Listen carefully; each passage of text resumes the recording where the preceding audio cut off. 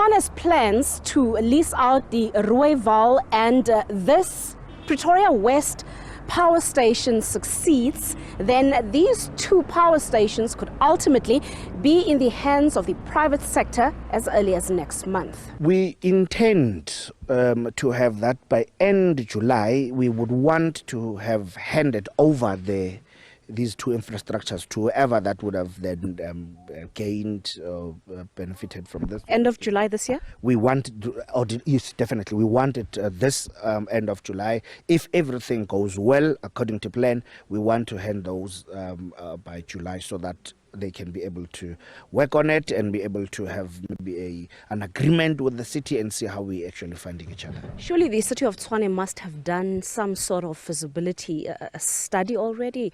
If you could maybe share the results of that study, if it was done, how much would the people of Tshwane benefit should these two power stations be fully operational again?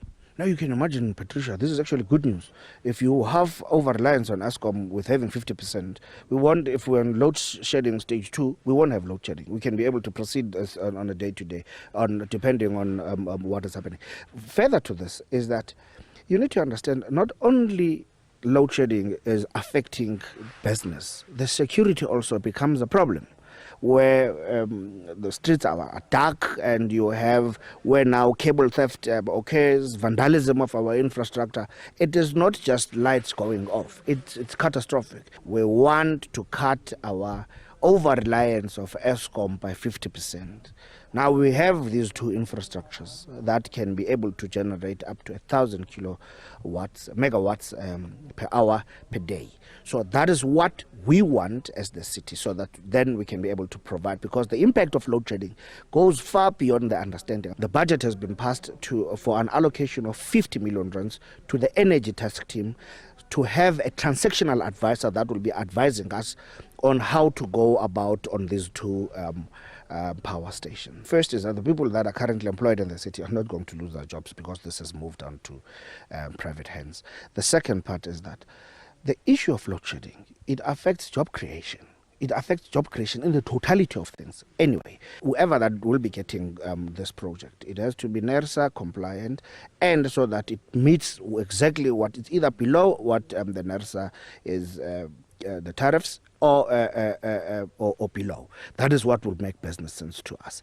This will also make us invest in our infrastructure, making sure that we repair all the cables, we repair all the substations that we can't at this point in time because of load shedding, because of lack of money. There could be investment that we can be able to pump up here.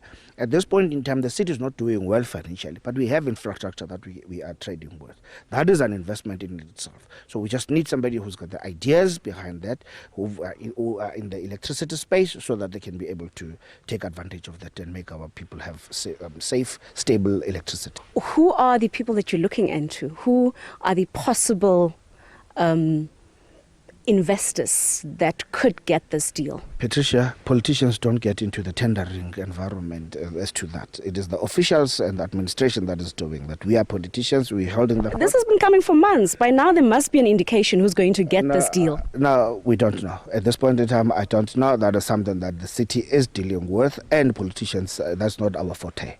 With sky-high electricity costs that's already crippling the working class, especially the poorest of the poor, some fear that if the private sector takes over power stations like this one here in Pretoria West, then they might find themselves even more exploited financially, especially if electricity prices are not well regulated. Patricia Fasachi, SABC News in Pretoria West.